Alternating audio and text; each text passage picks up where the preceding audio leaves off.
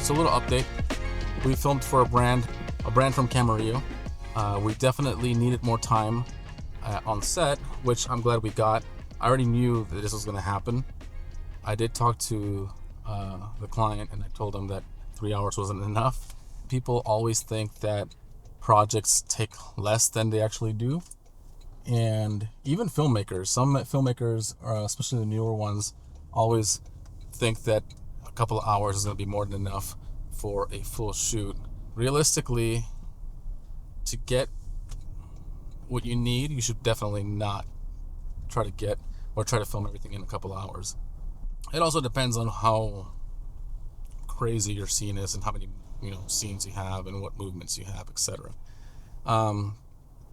Either way, we had access to this location for a couple of hours initially. Let me adjust that real quick. So initially we only had a couple of hours to use this location, but we ended up, I think it was 6 hours. An hour to set up, maybe less, like 45 minutes to set up, kind of talk to the cast and crew, letting them know what was going on. And then we had to wait for the food because there was a restaurant, there's an eating scene or a food scene. After we were done filming there, back to the studio, and we started post. Now, while we were in post, it took us a couple of days. I want to say about a week to finalize everything. We did like 3 or 4 cuts. The first cuts were 3 different versions. We screened it to the client. Client gave us their feedback on which version they liked the most. Of course, they liked a little bit of all 3 versions. So then we took bits and pieces from different versions and put it together into one. A couple more notes here and there, and final delivery was a couple days ago.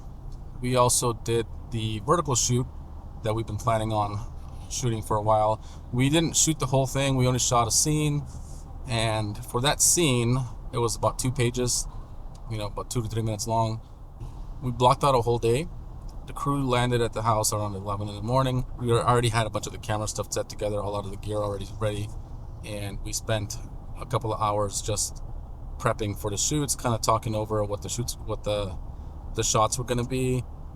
So then that way, by the time the talent arrived, we already knew what we were going to be filming, and that really helped moving, things along.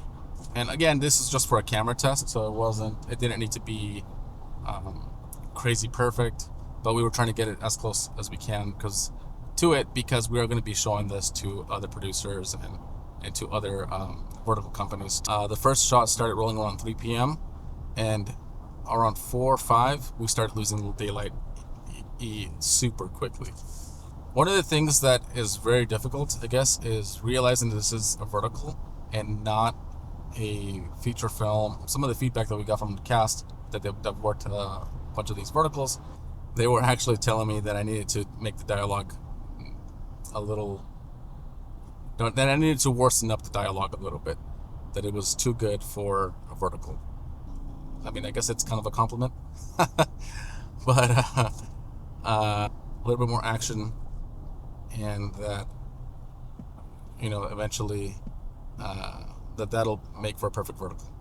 I guess the idea you would want to take is like having a soap opera that is like super fast paced. So there's, no matter where you start watching, you get hooked. But it went well. The shoot went well. We finished an hour early. I already knew that sunset was around 5:30. We were able to get our shots in right there. And then I put together a first assembly today, and that ended up being about 2 minutes. A lot faster than I expected it to be, especially once I started editing it, and the back and forth dialogue wasn't very long. And I think the scene before that, where it's just supposed to be like a phone call scene, that scene ended up being longer than the actual confrontation itself. So that was pretty interesting.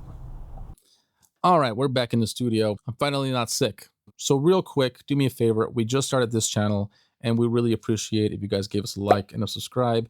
We're going to be doing videos about filmmaking, production, and behind the scenes stuff, and a little bit about the business side of filmmaking, which is something that a lot of filmmakers don't really think about, but filmmaking is a business, so we'll be discussing that kind of stuff here. So if this is the type of videos you guys want to watch, please give us a like and a follow, and we really appreciate it. And now back to the video. Today we ended up going to visit Casa Noho Studios over in North Hollywood. I don't know if I mentioned this last year, or on any of my previous videos. This year I've been trying to push myself to go out a little bit more, get in touch with other creators and meet new people that have similar interests. They had an open house today, so I got to go over. It's a creative space where you can go and film your verticals or whatever you want to film out there. It's pretty cool because they have a couple of separate rooms. And if you want to check them out, you can check them out on Instagram or on casanojostudios.com. So thank you, Casa Noho Studios, for having us over. Thank you, Chicano Hollywood, for letting us know.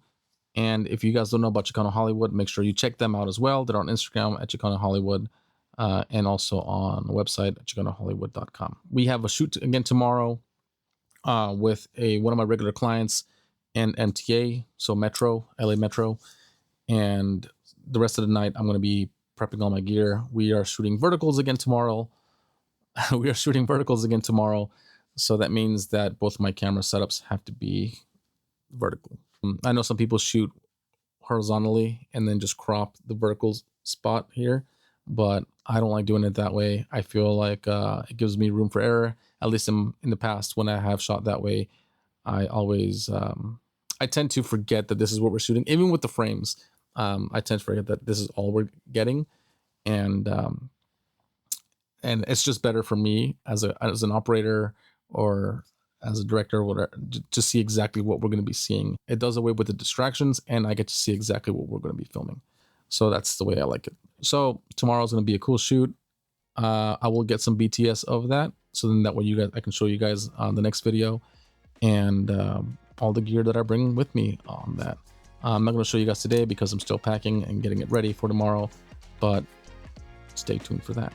Anyway, thank you guys for watching, and I'll catch you guys later.